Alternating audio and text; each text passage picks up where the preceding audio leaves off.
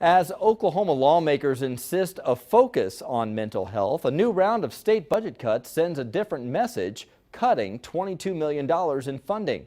2 Works For You reporter Nathan Edwards shows us how these cuts will affect Tulsa families. New at 10. I don't see a single picture in here of him. In most homes, family photos are displayed with pride. Is there another box around the corner there by any chance? But Steve Lyons struggles to find the prized images of his son's childhood. I know one other place they might be.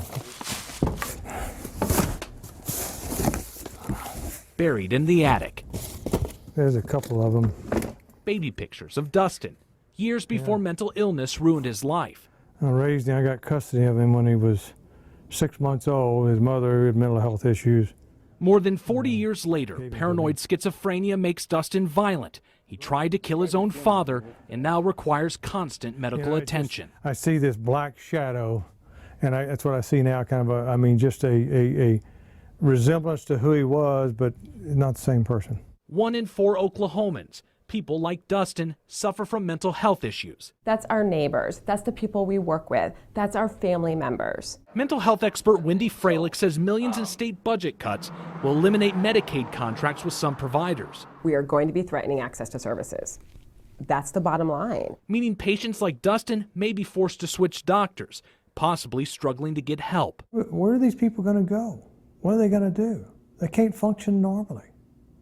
They need help, and we don't give it. Steve is nervous the cuts won't stop.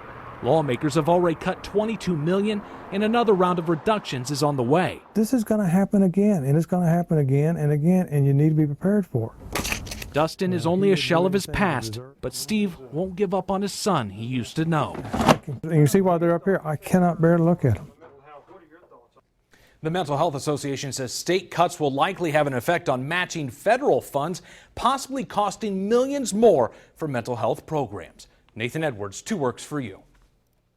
And as we go in depth tonight, veterans are among the most recognizable dealing with mental health issues. National statistics show more than 1 million veterans live with mental illness. Oklahoma is home to about 340,000 veterans.